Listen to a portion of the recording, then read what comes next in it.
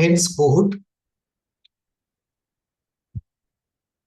We go into his school today. Heinz Kohut stands out like Jung and like Lacan as somebody who is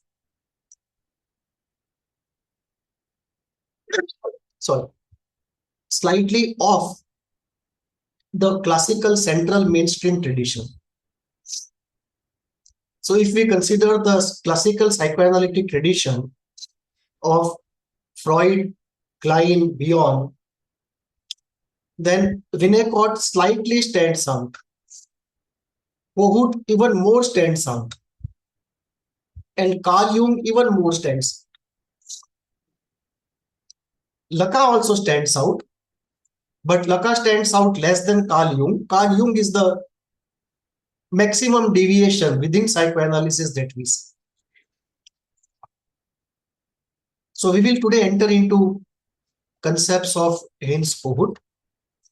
And just to drop a name, his school is termed as self-psychology school. So we will try to understand this term. What does this term self-psychology mean? Because we always have to bear in mind that we are talking of self-psychology within psychoanalysis. We are not going out of psychoanalysis. It is not a school independent of psychoanalysis in contest of it. Rather, it is within psychoanalysis that we have this self-psychology school. Sir, Adler also was supposed to be self-psychology school? No. No, Adler stands out. Analytical psychology. Jung is analytical, but Adlerian psychology essentially is based upon dynamics of power.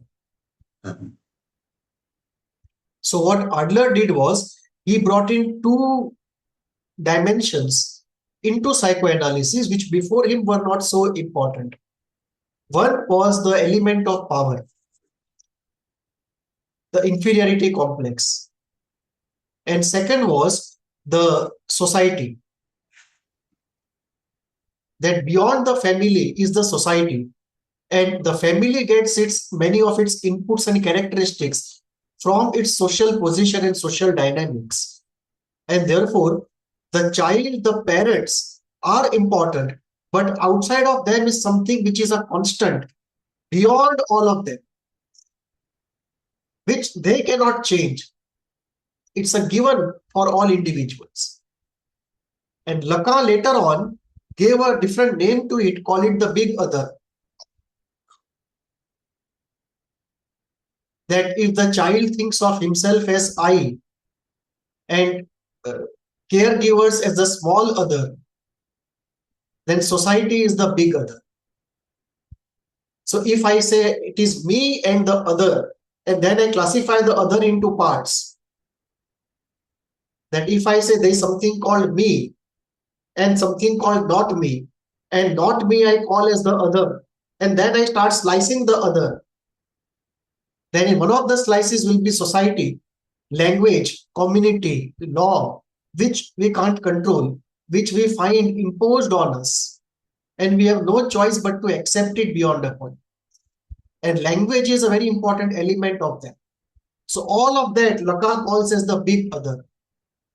But what Adler was interested in was somewhat from a Marxist point of view. That from a class standpoint, how does a family get influenced and therefore the child?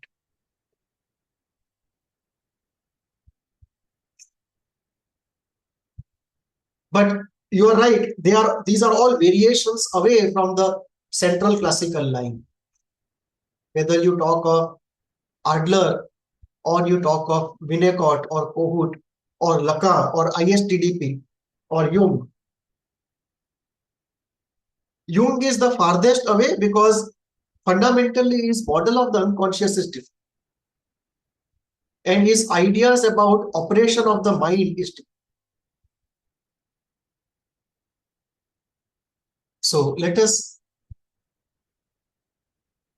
introduce ourselves to Heinz Kohut. Heinz Kohut was born and brought up in Vienna, Austria, same city as Freud in a way, coming from Jewish family, very much like Freud. Single child, intellectually strong, and significant influence of the mother, and a long period of isolation as a child. The mother would not allow him to have much company. And intellectually, he was very active, imaginative, had a vibrant life in terms of literature and music, studied medicine in Vienna, and then the Second World War came. Like many Jews, he had to escape. So he emigrated to USA, and there he studied psychoanalysis at the Chicago Institute.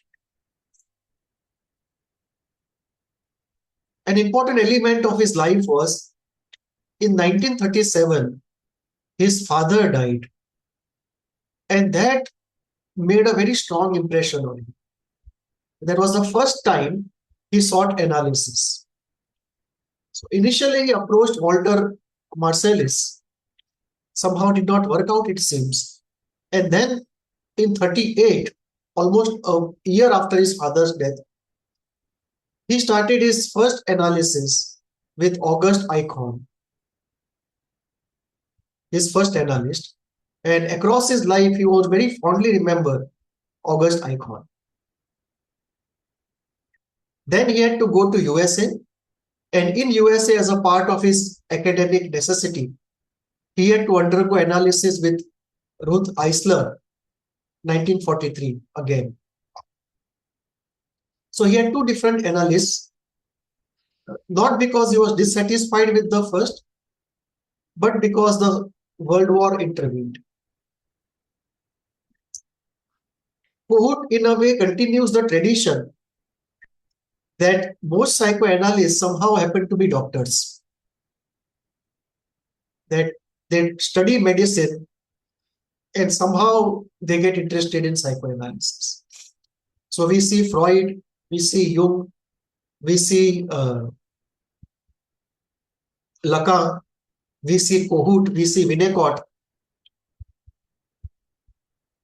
Melanie Klein and Margaret Mahler, they stand out as non-doctors in this long list of doctors turning analysts.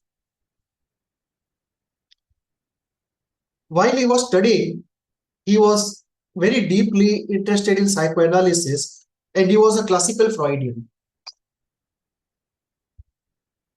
He would keep thinking about psychoanalysis the entire day, so much so that he himself nicknamed himself as Mr. Psychoanalysis. And many of his friends also would call him by that name.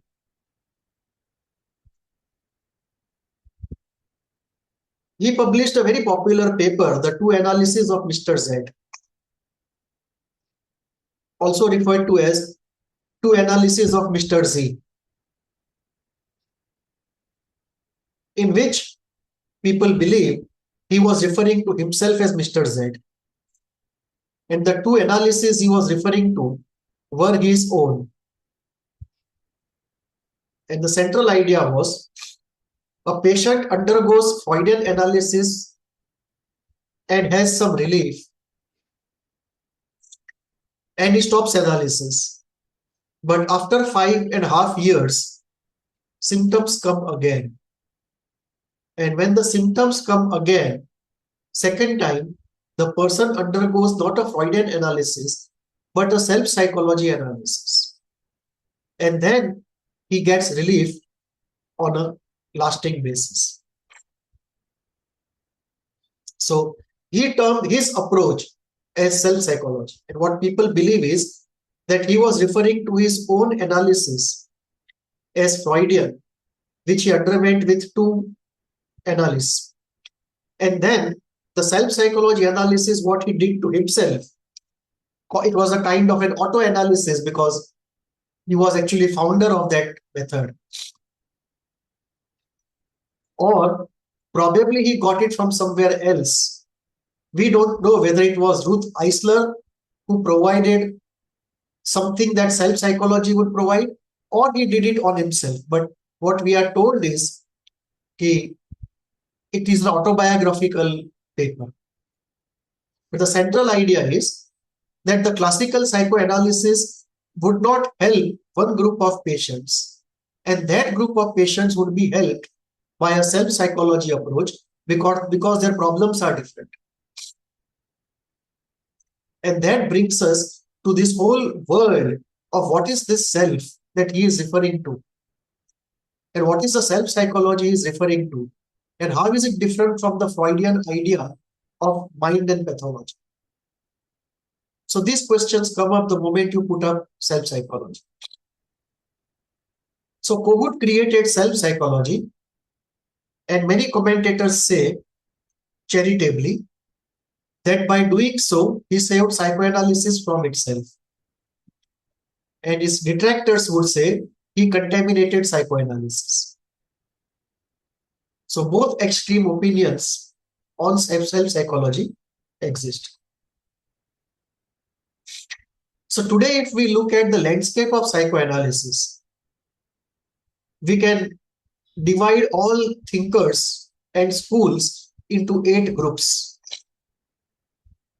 This is one way of dividing it. You can divide it in many other ways. So the Freudian school will go into the drive. The drive school will focus upon the desire being frustrated by reality and morality, and the frustration leading to pathology. The object relation school will go into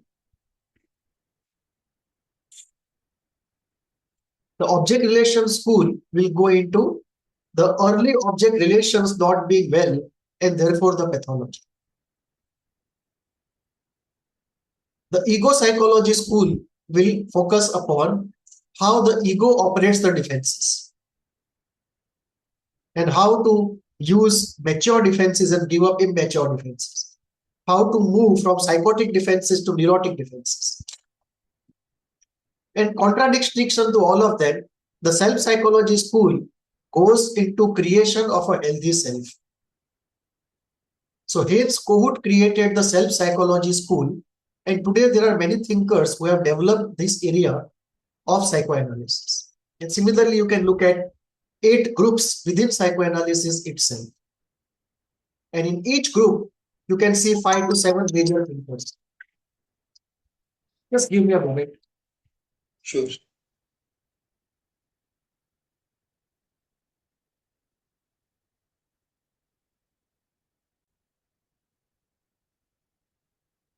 So Kohut started this self-psychology area within psychoanalysis. And today, of course, after him, people have developed that area.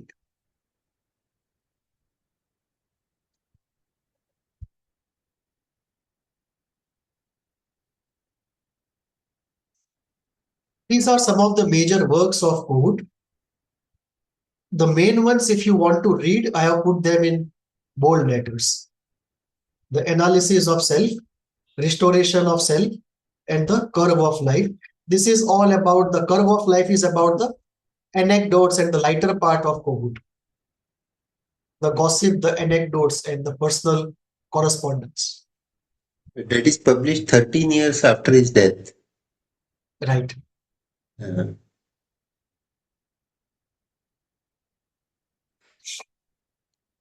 So this brings us to the idea of what is the self, because we are looking at self-psychology. So the first question is, what is the self that we are referring to?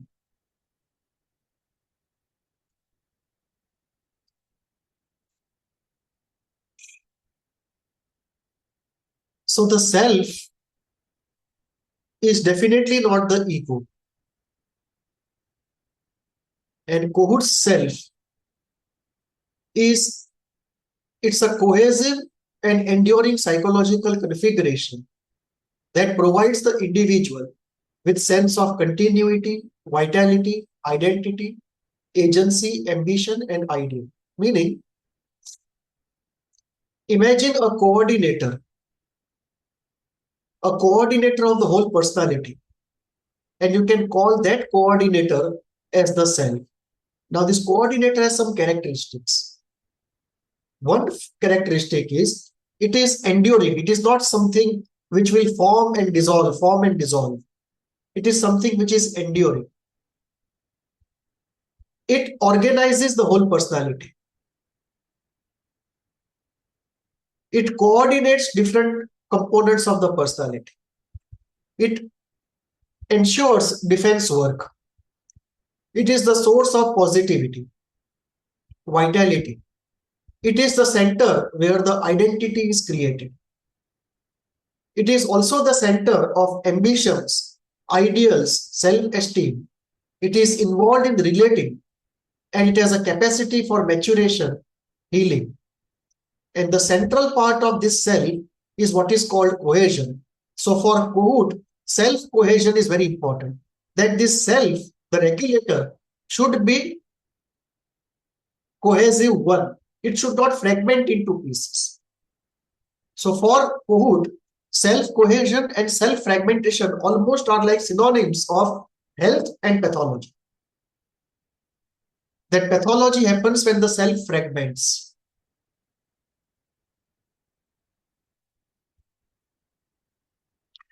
Now, if you look at the idea of the self, it almost looks like a system ego plus social ego plus power drive plus positivity plus emotional drive.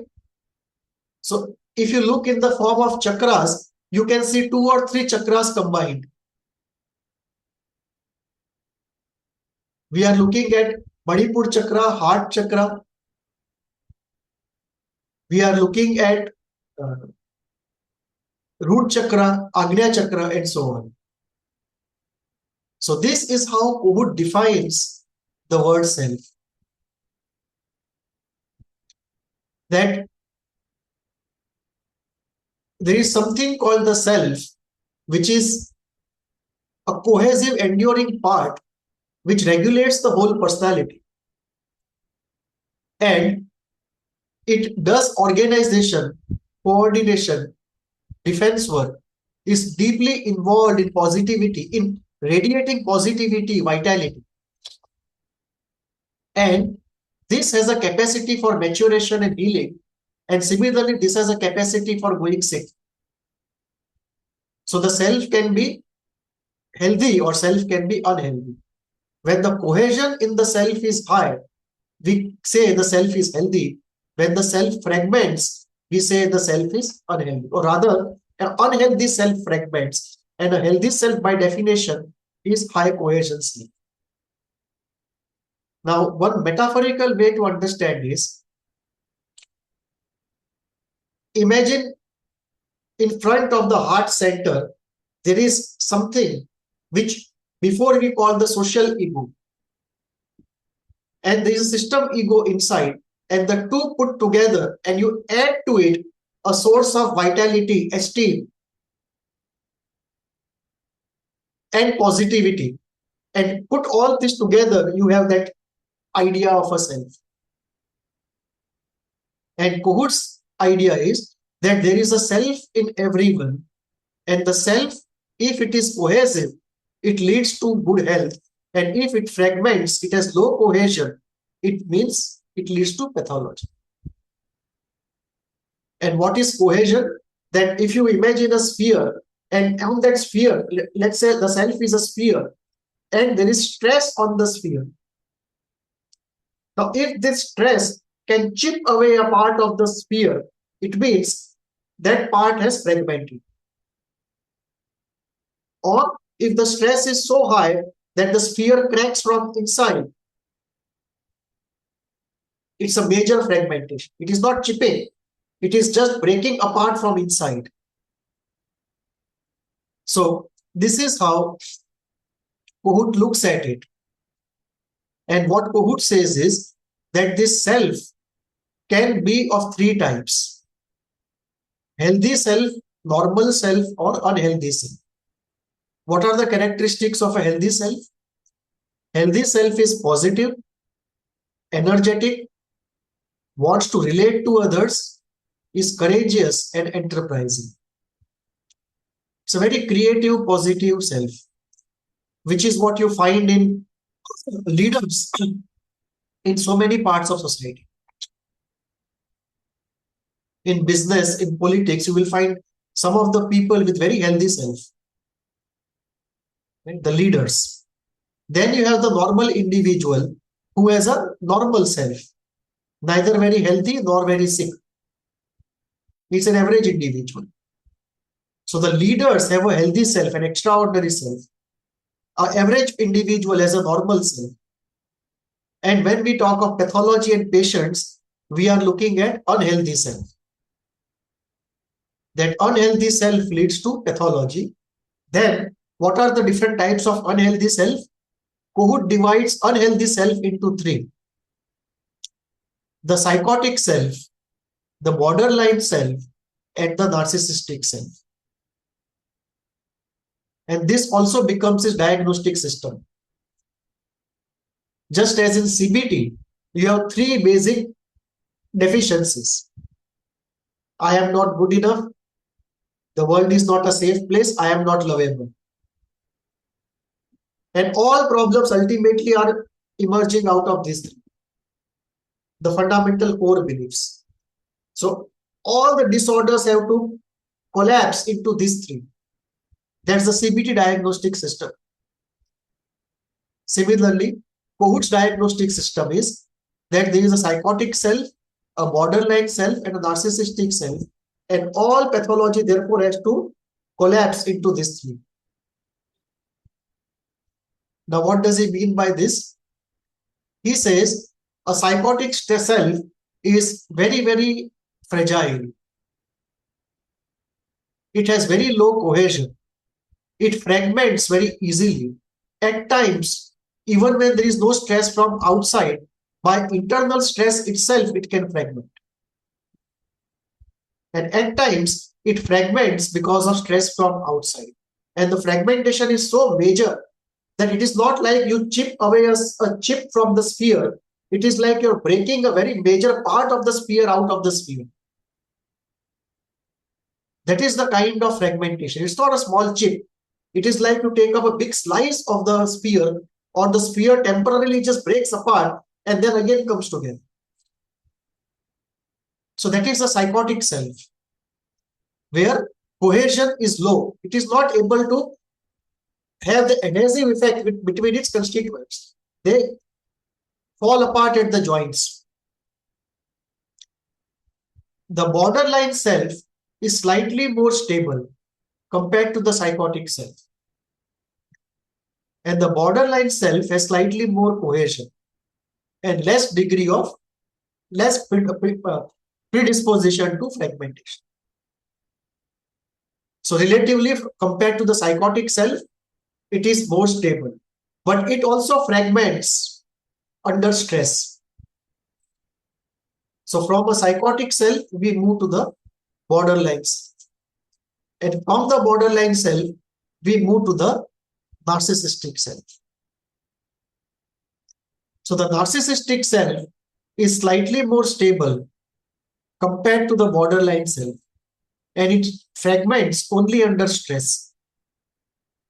And if you go further, after the narcissistic self will be the normal self of an average individual, and after that will be a healthy self. So you can put the 5 different types of self on a continuum, and the criteria is self-cohesion. How cohesive, how stable the self is, how easily can it fragment. So Kohut uses this idea to explain pathology. So one can imagine a sphere, which is the self, in front of the heart chakra. And that sphere controls what normally we would call system ego, as well as the social ego, as well as self-esteem, identity, vitality, positivity, and ambitions. So that kind of a psychological center is what Kohut says is the self. And Kohut says everyone does not have the same self. It can be healthy, normal, or unhealthy. And if unhealthy, then there are three types of unhealthy self. And obviously, earlier the trauma, the more you will move towards psychotic self. And later the trauma or milder the trauma, the more you will move towards the narcissistic self. And therefore, in therapy, we would move from psychotic to borderline to narcissistic to normal to healthy. And in pathology, people will move from healthy to normal to narcissistic to borderline to psychotic. And as you move towards a psychotic, the prognosis becomes worse. You're saying something. Is it different from Jung's concept of self?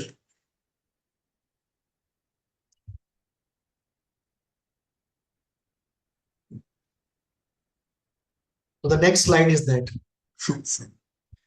Thank you. The word self, how it is used differently in psychoanalysis.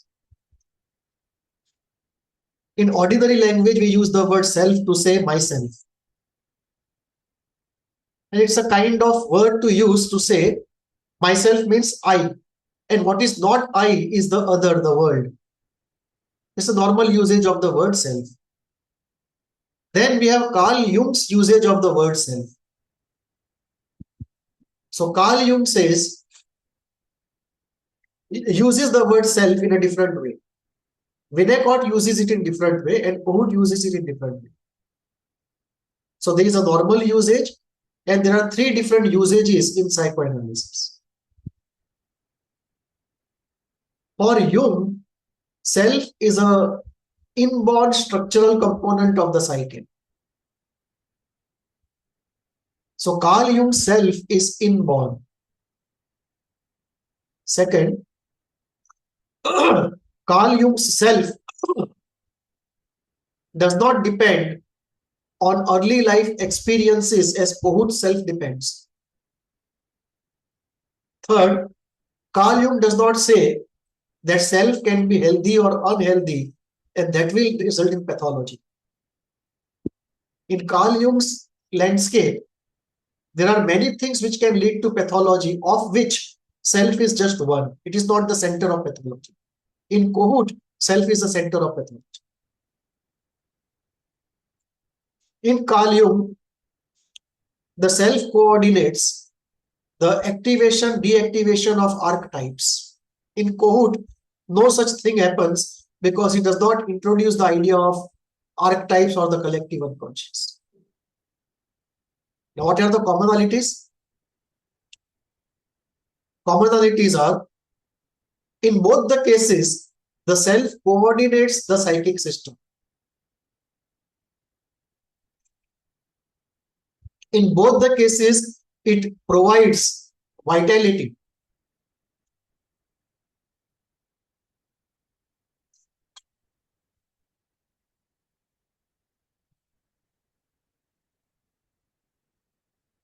In Winnicott, there is idea of true and false self.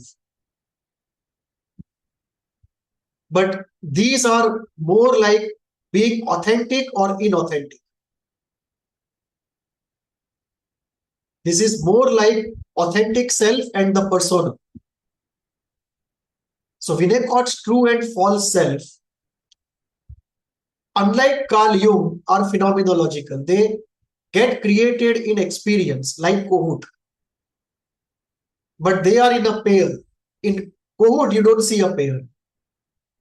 The commonality between Winnicott and Kohut is self is phenomenologically created. It is not inborn. In Kohut, self regulates the system. In Winnicott, self does not regulate the system in that sense. And there is a pair of true and false self, which you don't find in Kohut or in Carl Jung. What is common is that the self is involved in all the three, in grandiosity or inferiority. Like Jung would say, one of the reasons for narcissistic personality disorder will be inflation of the self. And Winnicott would say it is the inflation of the false self. And Kohut would say it is the grandiose self which has been created, the narcissistic self, because a healthy self could not be created. So in all the three, in some way, the self is related to grandiosity and inferiority. Thereby, it's related in a way to many of the personality disorders. So Kohut's self is very different. One, it is not inborn like Carl Jung. Two, it is not in a pair like Winnicott. Like Winnicott, it is created phenomenologically. And it can be unhealthy, healthy, normal, super. It can be like unhealthy, normal, or healthy, which classification you don't find in Carl Jung or Winnicott. So this is how Kohut's use of the word self is different, because Kohut puts too many things in this word called self.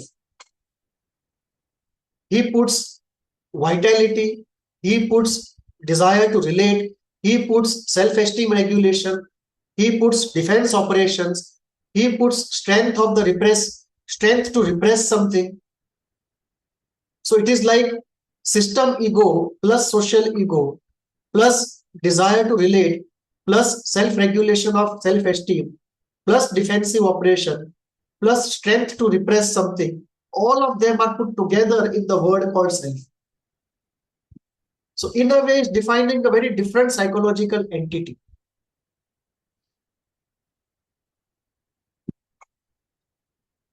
But a simpler way to understand this is, imagine a sphere, which is the self. And this sphere is made out of 4 or 5 pieces which have come together. And therefore, the fault is in the joints.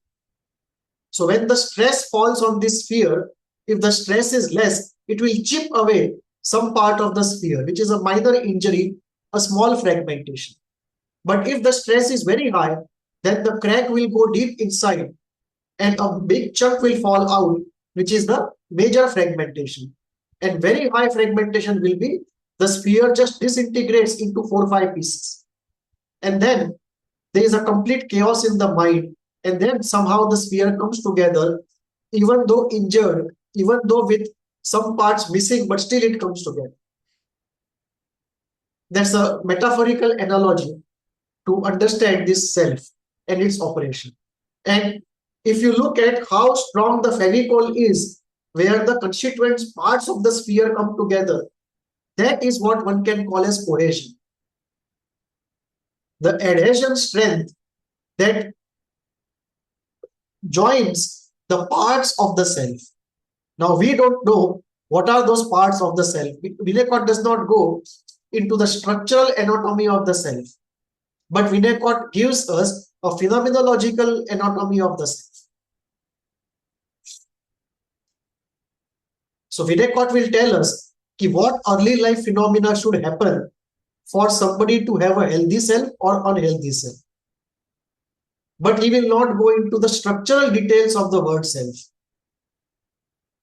Even the definition, he is hesitant to give a very precise definition. So how well do they map onto the concept of ego in psychoanalysis by Freud? Or the other one may be very shallow, like parent, adult, child. In that Adult. Eric Byrne in transactional analysis, are they kind of analogous or mapping onto each other with overlapping components? Overlapping components, yes, but parallels, no. Okay. So we can look at it this way. For example, let us say we start with Freud. and we compare Kohut's self with Freud's ego. Now, Freud's ego has a system operation that Yes. it has to do balancing, coordination between id and superego Yes.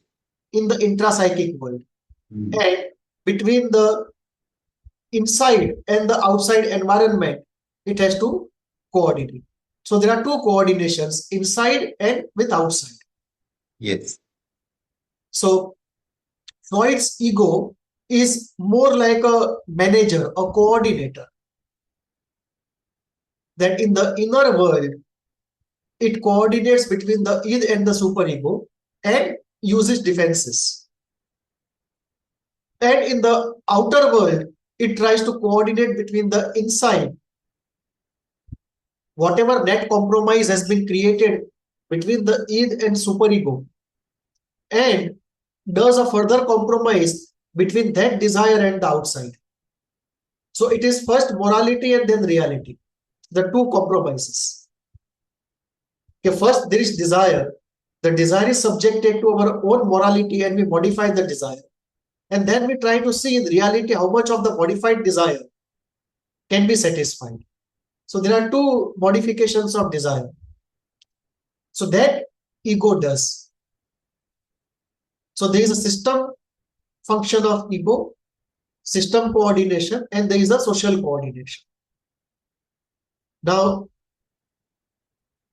in Kohut, there is definitely a system coordination. There is a social coordination, but the social esteem also is a function.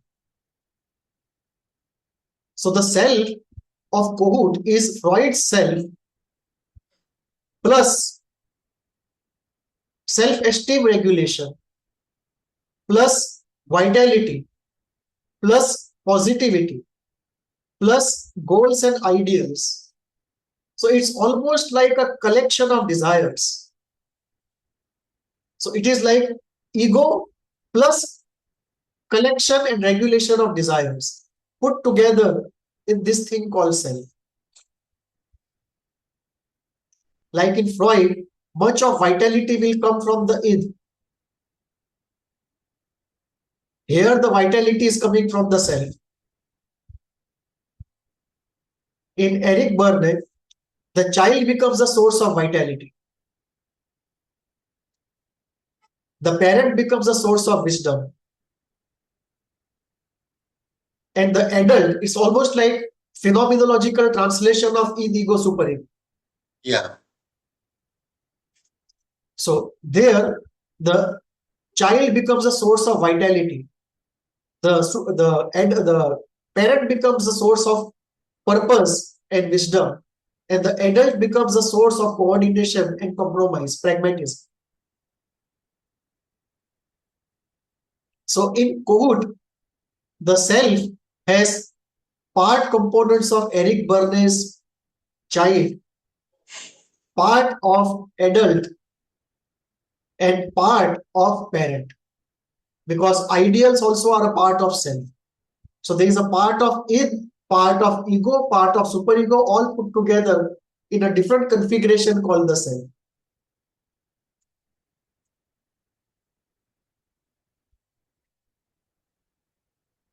So what are the axioms of self-psychology? The axioms are that in the early childhood, our experiences can lead to formation of healthy self or unhealthy self. So Kohut is completely on the side of environment. He is not on the side of constitution like Klein. Of course, nobody can dismiss either, but emphasis wise, Kohut is environment heavy and not constitution heavy. For Kohut, early life experiences are very important. And these are social experiences, family experiences. So the creation of healthy or unhealthy self in Kohut's view depends upon early childhood experiences. And Kohut believes pathology is a developmental arrest. Kohut does not believe like Freud, it is a conflict, or like Klein, it is the object relations problem. He finds it to be a developmental arrest. And pathology happens because an unhealthy self is formed, and the unhealthy self arises out of developmental arrest. And therefore, the idea of healing is to restart the developmental arrest, undo the arrest, and allow the developmental process to reach healthy state. So all pathology is an arrest. And if we can undo the arrest and allow the healthy process to go on, it will reach to a healthy state. And therefore, Kohut is very emphatic on this phrase, restoration of the self. Meaning, the self which was once healthy became unhealthy, and now we have to restore it. Or the self was about to be healthy, could not be, and we have to restore health to that arrested self. The core here is cohesion and fragmentation. That how strong that sphere is, and we can visualize that in two ways. You can visualize a cell as developing from a nucleus and the nucleus getting bigger to become a sphere. Or second visualization is 4 or 5 pieces come together to form a sphere. That 4 or 5 components of the self are manufactured in different parts of the psyche, and at some point they come together and they become a full sphere. There are two metaphors of visualizing the manufacturing process of the self. Kohut does not go into it, but Kohut says that there is something called cohesion, which is the opposite of fragmentation. And cohesion means health. It means desire to relate. It means good self-esteem. And fragmentation means pathology. Now, Kohut talks about something very important. He says that, let us say, somebody loses money, and after some time, he develops hypochondria. And Kohut has a very good, very effective explanation for hypochondria. In my practice, I have seen many times it works. Kohut says hypochondria is because of the fragmentation of the self. That the person's self was such that the stability of the self was heavily out of the money which the person was getting. That was like the fuel. The money was allowing the person to have self-esteem and confidence. And when he lost out the money in business, his self-esteem and confidence went down. And when that went down, self-cohesion went down, the strength of the self went down, and hypochondria came. So hypochondriacal elements were always there, but they were repressed by the strength of the good self. So this leads us to two different ways of looking at healing. One, that let us say a person has partly unresolved split open, partly Oedipus unresolved, partly separation individuation problem. All of that are there, but they are successfully repressed by the healthy self. So no pathology comes up. It is like, imagine you are living in a city, say a small town. You are living in a small town. And in that town, there is a burglar, there is a robber, there is a thief, but a very strong police inspector is deputed in that city. So till that police inspector is in that city, nobody will come out and do anything. But the moment the police inspector is transferred and a weaker inspector comes, all of them will start their work. So think of these people as agents of pathology. That one thief, let us say, he is the unresolved split open. One is Oedipus, unresolved. One is separation, individuation, unresolved. So that till you have a strong self, although the problems are not completely resolved, they are there inside of you, but they are all kept under control. And the moment the coordinator falls weak, all of this come up. Which means when the person says, I am hypochondriacal, something will happen to me. It may be because his Oedipus is unresolved and he is fearing the Oedipal attack and something will happen to me. It might be a castration fear. Or the split is open and he is fearing the attack of the bad objects. So those things already were there. He always had this fear something will happen to me. So all those things were there, but till the self was strong, all of them were in control. Now the self falls weak and all of them come up. Now again, this person earns 5 crore rupees, his confidence goes high, the self is restored, and again hypochondria goes up. This we find many times happening. That a person falls into tragic times, he has hypochondria. The tragic time goes and the hypochondria goes. I'm not saying all hypochondria is of this type, but this is definitely one of the types. So we can look now in healing in two ways. One, fundamental healing, where we try to resolve in a fundamental way the Kleinian problems, the Freudian problems, the Mahler's problems, and so on. Or second, we just use a strong self to put a lid on those problems successfully. And that's a much easier thing to do. So Kohut's idea seems to be more that if we have a strong cohesive self,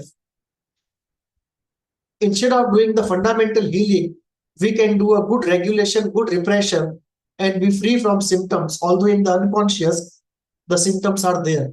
They can't manifest. What would have been active are now latent.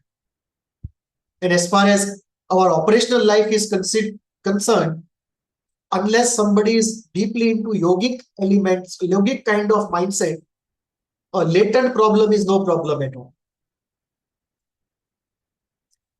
Of course, from a yogic point of view, the energy will be trapped to some extent by the unresolved problems and their repression. It cannot be an energy-free operation. But it becomes one way of dealing with it. When somebody does not want to go into a long-term psychoanalysis, which goes into split or Oedipus or something, this may be a practical way.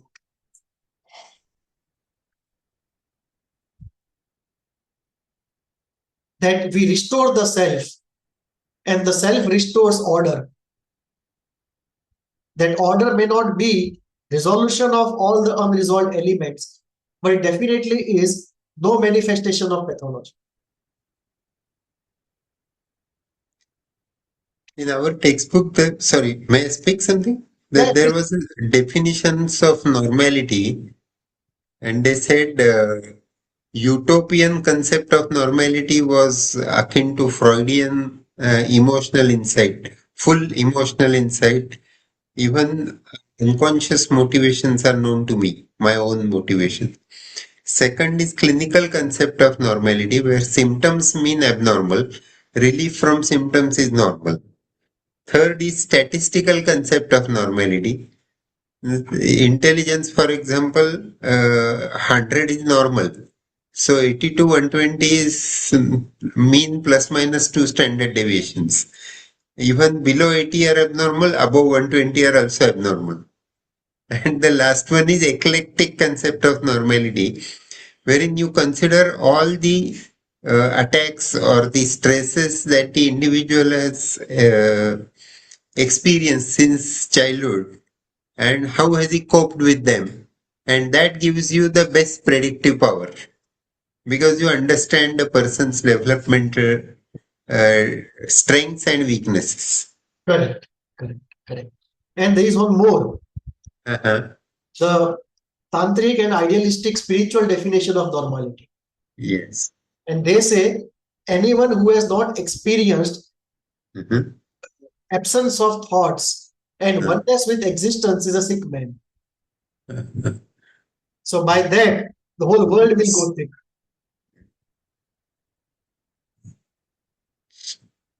So we always have this thing that are we indexing to the ideal, or are we indexing to the practical, or are we Yeah. indexing to the statistical? Sorry, sir. Let me tell her just minute. Vidya ma'am, I am in a lecture. Yeah, she has left. She has left. Dr. Vidya is a child psychiatrist and she has returned, and we were to submit a report to Oh, the KEM hospital. That's why she called directly, so it's okay. Sorry okay. about that. Yes, sir. So Kohut's idea is to restore the self, and the restored self will restore health. Mhm. Another axiom for Kohut is that narcissism is a natural developmental phase, because Kohut has done one of the deepest works on narcissism. And there was a very famous Kohut-Kernberg debate on narcissism. It is still there. You can still read the papers, point and counterpoint. Kohut and Kernberg, Kernberg. So Kohut and Kernberg, because Kohut argued from the point of self-psychology and Kernberg argued from the point of object relations.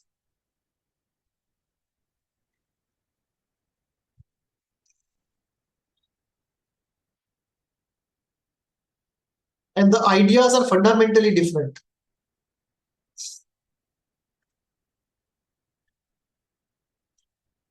Kernberg feels narcissism is out and out a pathology. It has to be dealt with by interpretation. And we have to be an agent of reality in the therapy room. We don't have to pander to the grandiosity of the patient because it's a symptom and we can't be with the symptom. Kohut views it very differently. That is where radical departure from the classical psychoanalytic therapy comes in. Kohut feels that just as Mahler felt that in our early days we are all autistic, there is a universal autism and we all grow out of it and some remain stuck. Similarly, Kohut feels that narcissism is a natural developmental phase and we all grow out of it into a realistic self. However, some remain stuck. Kohut also defines something which is healthy narcissism. So Kohut does not look at it as an aberration, rather he looks at it as a natural stage of development. And he also differentiates between pathological narcissism and healthy narcissism. Healthy self-love, healthy belief in oneself, healthy ability to be alone, healthy capability to be self-sufficient, healthy capability to do something that no one agrees on. Kohut says these are the what we would call good leadership qualities. They are the manifestations of healthy narcissism. So one of Kohut's axioms is that early in life, we all have grandiosity and exhibitionism. That the small child has exhibitionism built into him. He wants to show off his body, his actions, his toys, and he wants everyone to look at it and appreciate it. And that is natural. And we have to allow the child to live it out and slowly he will naturally move to realism. But if we don't allow the child to live it out, he will get fixated there because he has not completed a developmental phase because of a difficult environment. So wherever he is, he will be fixated. Therefore, Kohut would say, in the therapy room, allow the person to live out his grandiosity. Because if you try to interpret it and call out the unrealism in it, the person will go back into that fixation and will be repressed even further. Because in the childhood, when he tried to do exhibitionism of his grandiosity, he was criticized, made fun of, shamed. He will again feel that shame. And he will again repress it even further. For Kohut, fame and shame are very important. This continuum of fame to shame is very important. For all personality disorders, especially narcissism. And histrionicity also we see a lot of shame. In dependence also we see a lot of shame. So for Kohut, shame was far more important than guilt. And Kohutian thinkers believe that shame is the master social emotion. That if we look at social emotions, shame is the master social emotion. One of the areas why it is, one of the reasons it's so important is shame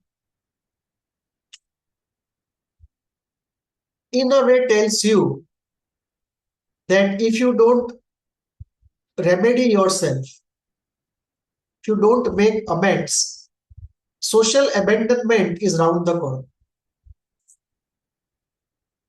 So people will try to shame you and they expect that after being shamed, you will reform yourself. But if nothing happens, then they will be tired of shaming you. And one day they will boycott you or abandon. And the unconscious knows it. That if shaming is happening, abandonment is around the corner. And abandonment is something our entire species is terrified of. And just as we talk about abandonment by the mother or the father, we can also talk about abandonment by the society. And that social abandonment also is seen in a great crisis mode by the unconscious. Because we are in a way a herd species. We are not a lonely species, we are a herd species. We are genetically programmed to live in a herd, to live in a group.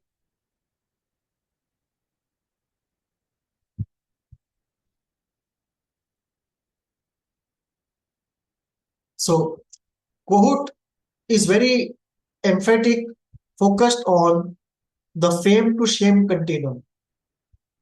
And he always talks about healthy narcissism as being separate from pathological narcissism. Like all the great leaders of humanity who have done good would have a strong dose of healthy narcissism.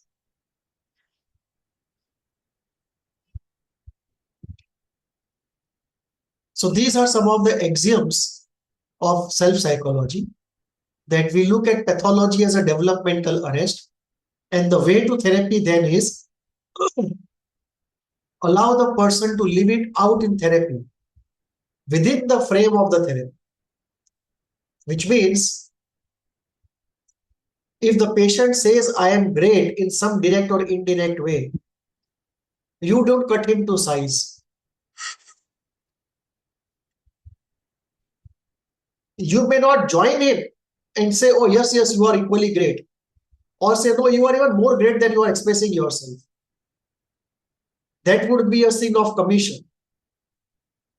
But there can be a sin of omission of not interpreting. And Kohut is okay with the sin of omission. that we may allow the patient to live out his grandiosity in the therapy room by committing a sin of omission, not being an agent of reality, and allowing the patient to live out. You don't have to join it, but by omission, you can allow the patient to live out. And the idea is, once he lives it out, there will be a natural movement towards reality. And the more you interpret, the more it will get repressed, the more shame the person will feel, and the more repression it will undergo. And that is why Kohut believes that in one group of patients who are suffering from self issues, the classical method does not work.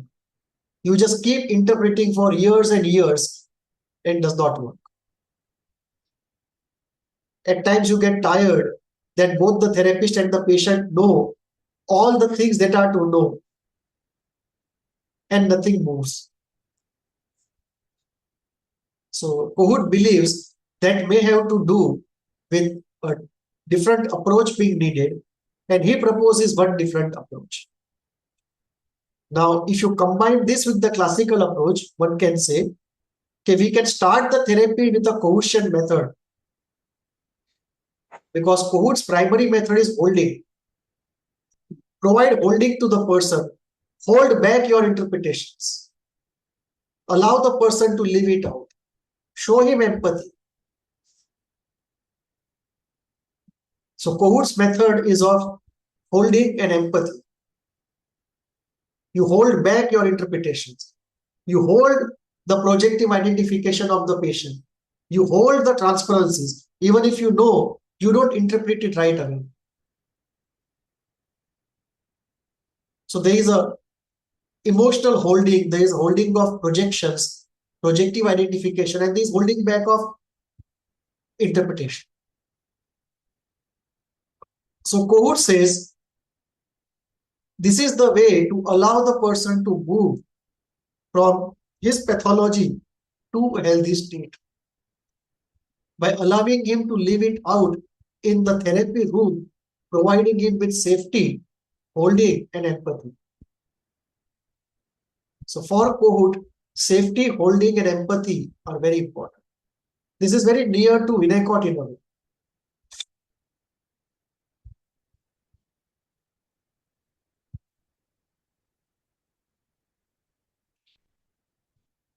Any questions on this?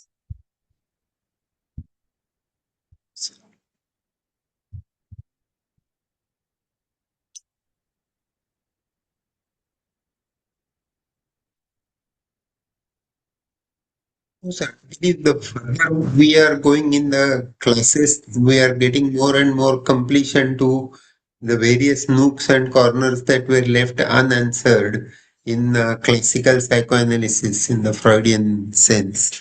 Correct. And So, everyone brings his background. correct. So each group responds to somebody. Yes, sir. And Yes, there sir. are some groups for which the school is yet to come.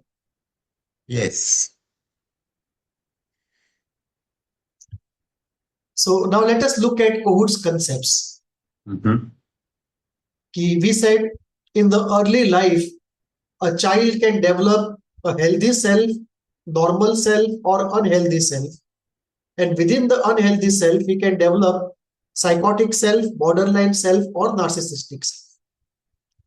So the question is, what happens in childhood that these things happen? What is it that goes right or wrong, which leads to formation of these different types of self? So if everything goes right, you will end up with healthy self. If everything goes reasonably right, you will end up with a normal average self.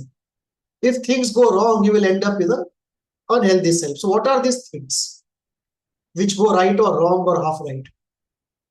So the concepts of what leads to a healthy self, these concepts are Kohut's concepts, that there is a phenomena of mirroring, idealization, empathy, self-object experiences, twinship experiences, alter ego experiences, experience of arc of tension, impingement, transmuting internalization, and all of this results in self-cohesion, which gives us healthy or unhealthy self. And if the self is unhealthy, it goes into fragmentation. So there are 10 concepts, 9 concepts, and the result of the 9 is 10th. So we have 9 fundamental concepts, and if all of them go right, the self cohesion is very high, healthy self is formed. If they go wrong, unhealthy self is formed. If they go very wrong, then within the unhealthy self, you will have a psychotic self. They go partly right, borderline self. Slightly more right, narcissistic self. More right, normal self. Even more right, healthy self. So this is how the causality of the type of self is determined. That there are 9 phenomena in early childhood. Based upon how well they go or don't go, the type of self gets manufactured. So it's a phenomenological manufacturing of the self. So we will look into it one by one. Okay. So I just give an overall idea and then we'll go in details of each. Mirroring means how people respond to you, which is different from Lacan's mirror stage. It's very different.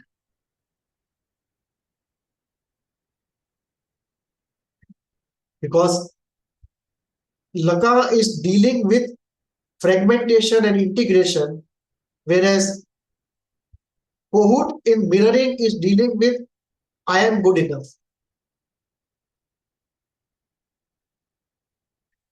What is Lacan's idea? That a child feels fragmented psychologically and he looks into the mirror and he sees a complete cohesive picture of the body. That the body appears one consolidated whole, but the mind appears completely fragmented. That is the early life experience of the mind. So the child is surprised. He thought he was completely fragmented, but he finds a consolidated body.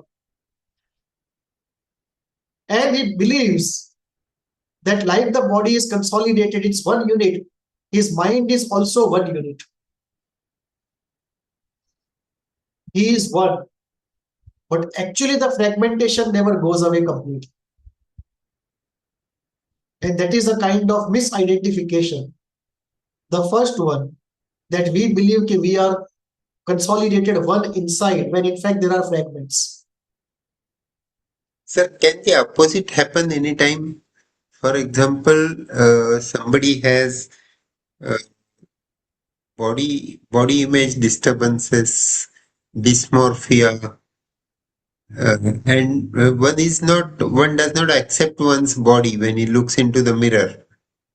But in the mind, he is fairly secure with his own identity So and confident that he will overcome whatever problems are there. So he Is has it possible? yeah, it is possible. He has parked his psychological fragmentation into the body. Uh-huh. Part psychological fragmentation into the body. Mm-hmm. So now, because he could not deal with the fragmentation directly, Mm-hmm. so instead of saying that my mind is fragmented, the fragmented part of the mind is put into the body, and now the body appears fragmented. For example, going through adolescence, somebody feels it's not acceptable the way the body is or developing, Correct. uh, and he doesn't like it. Like we see in transgender people or gender identity dysphoria. That's a separate route Uh, because you can reach body dysmorphia from the root of fragmentation and integration. yeah. Or you can reach it from the Oedipal standpoint. That if you accept your sexuality, your body, you have to accept sexuality, and the moment you accept your sexuality, the Oedipus comes. It's like one starts believing that I am not good enough, so that others will not come near to me. And when others don't come near to me, I will not have to go into intimate experiences because I'm terrified of emotional closeness as well as sexuality. So in order to keep others away, many people develop a very fat body. So the psychological root of what you call the fat body, क्या नाम है उसका? I don't see what you mean. Obesity? Obesity. Uh-huh. So the psychological root for hyperobesity will Uh-huh. be fear of the Oedipus and fear of emotional closeness. Uh, That I make myself so ugly that no one comes near me. yeah. Skunk maneuver, like. Or in some cases, it may just be depression, which starts acting on one particular organ, which cannot then metabolize certain things. So that may be a second route to obesity, which is the psychological stress acting on some organ which is not able to do some metabolic function, and therefore the obesity. It will be one route. The second route will be the fear of emotional closeness or Oedipus. Second route. So when Laka was referring to the mirror stage, he was referring to the issue of fragmentation and consolidation. But when when Kohut is referring to mirroring as a phenomenon, he does not call it a stage, it's a phenomenon. So unlike Laka, it's not a stage, it's a phenomenon out of many phenomena which happen in early life. And he is referring to I am good enough being reflected by others. That others agree or express that I am good enough. And it is from the expression of others that I slowly internalize that belief. That I do something and everyone laughs and everyone says how good I am. And over a period of time, I internalize that and I have my own feeling of I am good enough. But if everyone shames me, I develop I am not good enough. So child will do some activity to grab attention. And if we criticize it, then we will say in Kohut's language, there is a mirroring failure. That he is looking to us as a reflecting mirror and we are reflecting a poor image of him. That you are not good enough. And that image he internalizes.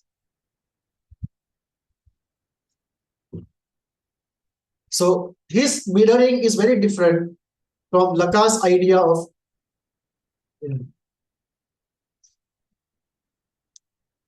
Second, he talks about idealization of the need to idealize caregivers and then internalize their ideals and values.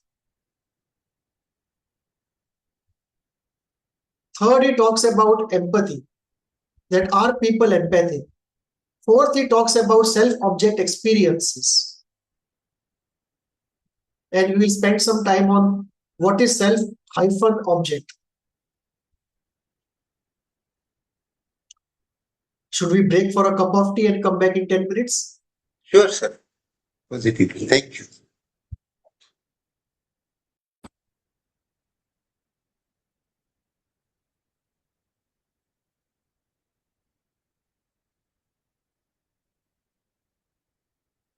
So Kohut talks about a particular type of experience in early childhood, which is very distinct to Kohut. No other psychoanalyst talks about this kind of experience. Partly in Margaret Mahler, we can see this idea of part fusion. But it's a very distinct Kohutian idea. And the idea is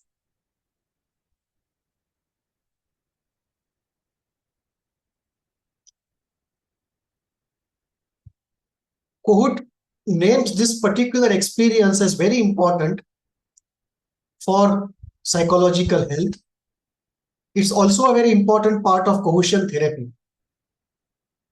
And it's a very peculiar way in which it is written. It's written as self-object. This hyphen is very important. It is not self-object experiences, it is self-object experiences. And in cohesion lexicon, what it means is that you have a relationship with somebody who is an object, but that somebody behaves as though he is an extension of you.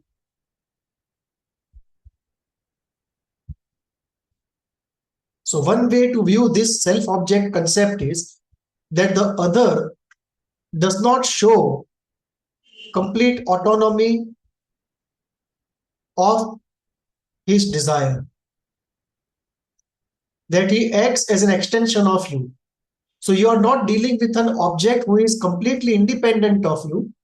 You are dealing with an object who is separate from you, but who appears as though he is your extension. So, is it determined by the object or by the self that I will treat this person as an extension of myself? The self always wants self-object experiences in early life. It depends on whether the object agrees to it or not. The self always wants self-object experiences. It is in a sort of our inborn narcissism. Because what we are talking about is actually a narcissist-dependent relationship. Yes. Second way to look at this is that the early self gets fused to people and does not experience the other as completely apart from oneself. It's almost some sort of a symbiosis where one thinks of oneself as fused to the other, and one does not look at experiences as something happening between two autonomous individuals, rather two fused individuals, fused in some sort of a way. So that would be a second way of understanding the word self-object. And the child wants good self-object experiences. Now child may have bad good object experiences, or they may be denied altogether, or they may be denied partly. Then you have the twinship experiences. We'll go in details later, but just two lines about each. Yes. Twinship means sort of friendship. A rough word will be friendship. The child wants twinship experiences, meaning he wants experiences with somebody like him that he can interact with, where he feels he is not the only child, but there is a community of people like him. And then you have alter ego experiences, where you have not only a child, but some child who is exactly like you, or to some extent like you. In adult life also it can happen. Okay, you may be at 45, 50, and you see a boy of 25, and you feel he's exactly like what you were, or you would have wished to be. So those are alter ego experiences. So one feels that one is not a single item in this world. There are many like him, in my own generation as well as in coming generations. And that sort of anchors us into the community. And we feel that we are not alone as one sample, but there are many like us, and we belong to a group. We are socially anchored, so to say.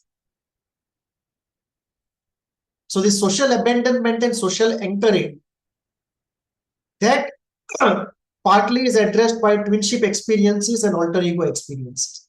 And a lot of social learning happens in these experiences.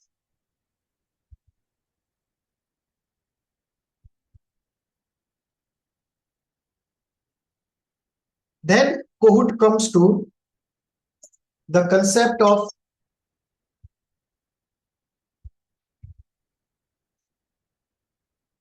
arc of tension.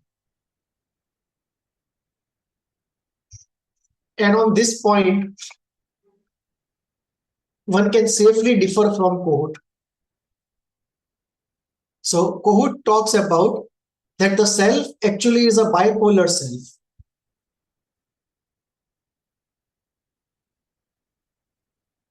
On one hand, there is a grandiose self. On the other hand, there are ideals, ambitions, and goals of life. And then there is an element of competence, opportunity, circumstances. So there is a self which Kohut calls a bipolar self, but actually it's a multipolar self. There is no need for this specific bipolar concept. Actually, you can just use the word self because it's multipolar anyway. But we'll come to it later when we go into details. But for the moment, just to introduce the concept, think of the self, that there is something called self, and the self has goals. And between the self and the goals is competence, resources, luck, and all of this creates a sort of tension. And there is an arc of tension between the two. Now, if the arc is too loose, one is not motivated enough to do anything. If the arc is too tight, one collapses before the challenge. So the arc has to be of optimum tension. That between your competence and your goals, there has to be an optimum linkage. If the goals are too big for your competence, you collapse in front of the challenge. If the goals are too small, you don't develop your competence, you don't stretch yourself. And this right arc of tension is also an important element for healthy development. That you give a child something he just can't do, or you just give him something too simple, it does not stretch himself.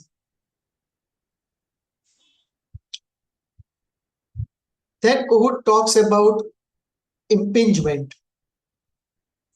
It is the same like in Winnicott. It is intrusion in continuity of being. When there is too much intrusion, it's contrary to development of a healthy self. And then Kohut brings in very important concept of optimum frustration and transmuting internalization. I think I should introduce here.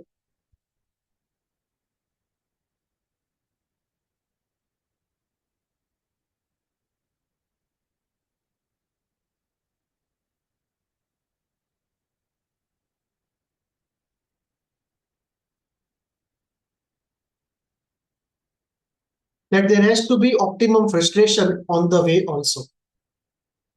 Not too much, not too less. And then there is something which is very important in Kohutian language, transmuting internalization. Meaning, there are two words, transmuting and internalization. So you internalize something and that transmutes you from inside forever. For example, you show off your grandiosity by standing on two legs and waving your hands and legs just when you start walking. It's a operationalization of your exhibitionism. And you believe you are great. So out of your grandiosity and exhibitionism, you wave your hands and walk onto legs and start laughing and looking at people, and you expect them to admire you. So if they admire you again and again and again, then what they say is internalized, and that initially has a very small shelf life. That they say something, you internalize, it goes away.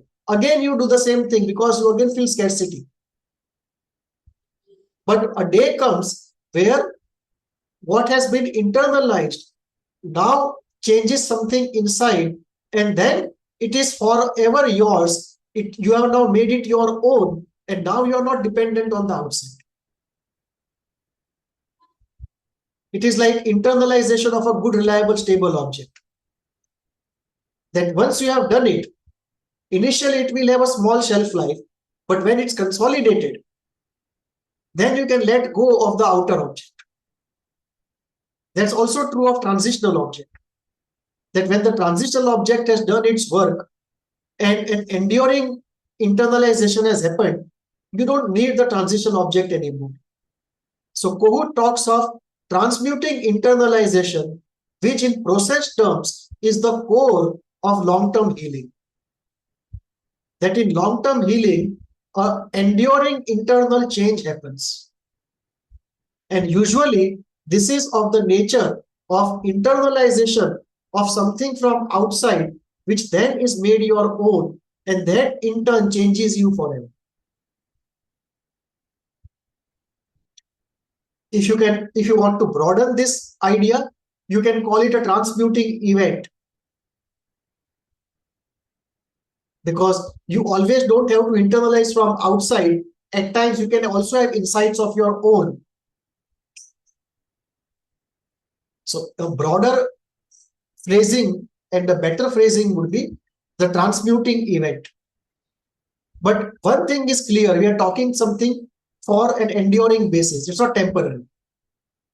So the moment you say transmuting, it's transmuting for a long time. It's not temporary. So you can call it a transmuting event, but the way Kohut has put it, he calls it transmuting internalization. So I would like to go in detail for the term transmuting. How will it evolve and what is the trans and muting? I will come up next time, perhaps I'll do my homework. Uh,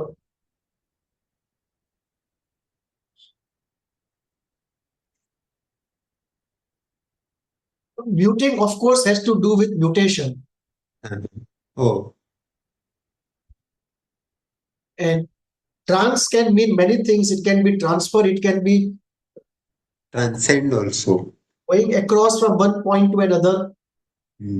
So be straddling two different areas. Okay, okay.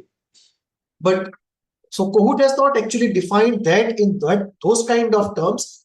But what he has said is that you can have an internalization that changes you. For him, transmutation is like enduring change. A change, Appropriating the change for oneself. it's appropriation which changes you, but the qualifying condition is it's not temporary. So there are three elements to this phrase. One, it changes you for the better. Two, it changes you for a long time to come. And three, it is happening after internalization. So as a psychological process, it is an internalization-led change.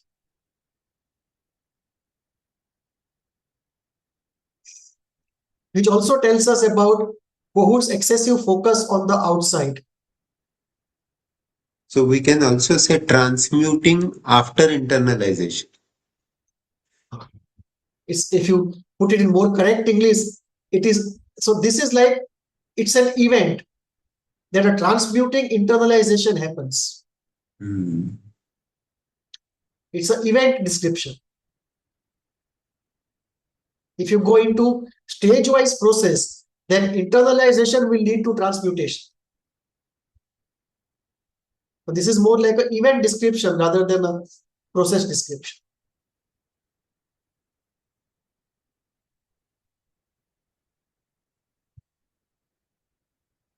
Lastly, the sum of all of it will be that if all these 10 things go okay, you will have a healthy self. If many of these things don't go okay, you will have an unhealthy self. And on this continuum, your self will be somewhere. Healthy, normal, unhealthy. Within unhealthy, psychotic, borderline. Narcissist. So the line will be healthy, normal, healthy, normal, narcissistic, borderline, psychotic. Psychotic will be one end, healthy will be the other end. And the criteria will be self-cohesion will keep reducing as you move from healthy to the psychotic. The propensity to fragmentation will keep increasing as you move from healthy to the psychotic, because they are inverse of each other, cohesion and fragmentation. So what happens is, if the self-cohesion is, if you have a healthy self, another way of saying it is self-cohesion is. So this is how Kohut talks about, and he says, if the self-cohesion is not high, meaning you don't have a healthy self, then the fragmentation happens easily. And when the fragmentation happens, the regulation through defenses goes down. And then pathology. So here what we are looking at is in creation of a healthy self in some sort of.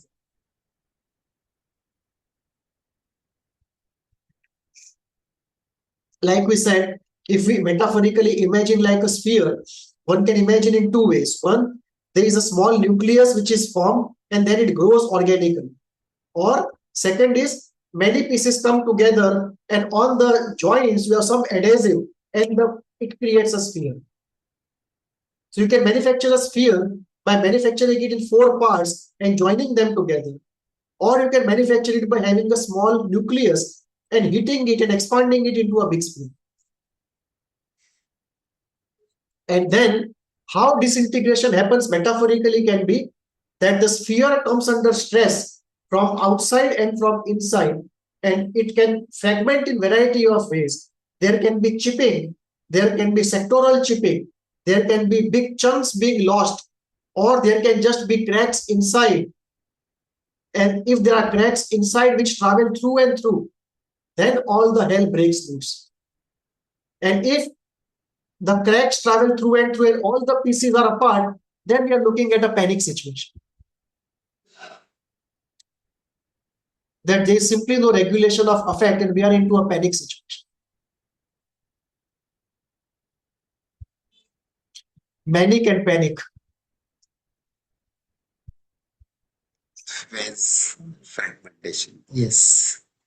So these are the elements, 4 concepts of Kohut, that if mirroring does not go well, idealization does not go well, empathy does not go well, and so on, the 9 elements, then the 10 elements, then the self-cohesion is low, unhealthy self is formed, and then pathology erupts. So Kohut is not so driven by the strength of events, rather he is driven by the strength of the self which regulates the outputs of those events. That the split will happen, the Oedipus will happen, but he is not so concerned about the strength of output of those processes. Rather, whatever are the outputs of Oedipus and split, how does the self regulate those outputs? That seems to be his focus. Rather than elemental phenomena of early life, creation of the regulator, and how the regulator then regulates these micro processes and outcomes of these micro processes.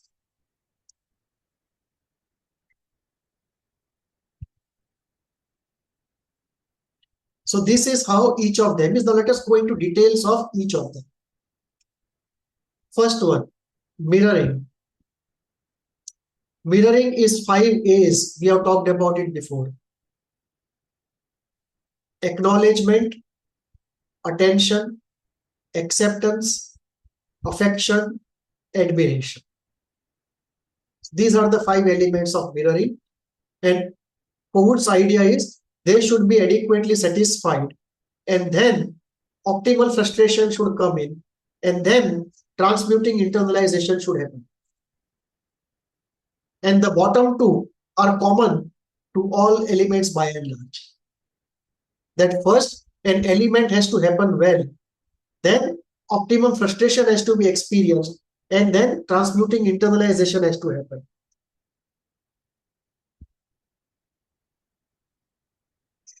It's not necessarily sequential. You can have it happen anyway. But the ultimate idea is adequate amount of positive experiences have to happen, and those positive experiences have to participate in transmuting internalization. So that the experiences then become your own constituents for future.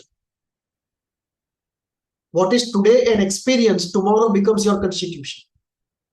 Rather not constitution, your constituent. So today people tell me I am good. After some time I believe I am good. It has become part of me.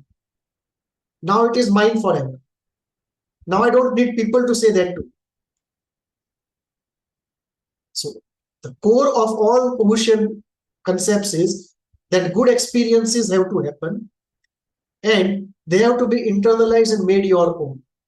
And to safeguard against excess of good experiences, optimal frustration is brought in.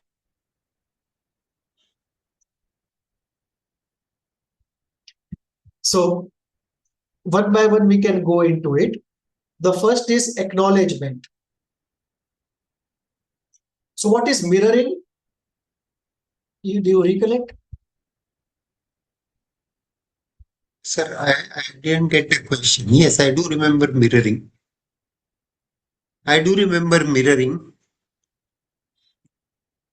So mirroring here refers to how people mirror me. I see my image in them by virtue of their words and actions. I deduce their evaluation about me from their words. Yes. So mirroring does not mean that people literally stand with a mirror in front of us. What it means is we see our image mirrored, our evaluation done by people. Yes. It's really speaking evaluation. So how people evaluate us and how people treat us, these two are important elements, evaluation and treatment. And this is how we view, how we believe, how others see us. How my worth is reflected in their evaluation and action. Our self-worth is indirectly expressed in their evaluation and action. Reflected, yes. Our likableness, our desirability is also reflected in their words and action. And you can see this mirroring comes in all personality disorders. If you do long enough therapy of any personality disorder, inevitably at some stage mirroring will come. Either in the form of grandiosity or in the form of inferiority. Either in the form of I am extremely likable or I am not likable. So anyone who does personality disorder therapy for a long time inevitably will come up with mirroring. The therapist also will experience this or only the client? As an issue in therapy, it will definitely come up. That the client will definitely have a mirroring problem of some sort. Against which, of course, many times defenses are used and because of which many symptoms arise. Yes. Like if there is a severe mirroring failure, one can develop dependence. Because severe mirroring failure means I am not good enough, I am not likable. And then one may use any defense, one may accept it and start pleasing others like a dependent, or one may use reaction formation and become a narcissist and go on the opposite side, or one may do something dramatic to be liked as histrionic. But in all the three, you see the mirroring phenomenon. One accepts it as it is, one becomes dependent, uses reaction formation, one becomes narcissist, one becomes dramatic, one becomes histrionic. But all the three will have mirroring failures. This will also be the case in avoidant. because I am not good enough is common across most personality disorders. And I am good enough, I am not good enough strongly comes out of the mirroring phase. I'm not saying exclusively, but strongly. So mirroring we find in most chronic pathologies, we find it, all personality disorders by and large, and many times in psychosis, many times in panic. In panic also, I am not good enough, I won't be able to handle anything in this world, and the whole world breaks loose. I am not good enough is very acute in panic, that the whole world will fall to pieces and I don't have the power to do anything about it. I am helpless. So in panic situations, somebody can give a reaction formation defense to it, and instead of panic, one goes manic. That I am grandiose, I am all good, I am all powerful. So in extreme mood dysregulation, in extreme self-esteem dysregulation, in extreme self-stability dysregulation, by and large, you will find mirroring in some way coming up. So that is the entire, practically the entire range of personality disorders and psychosis, panic, manic, severe forms of addiction.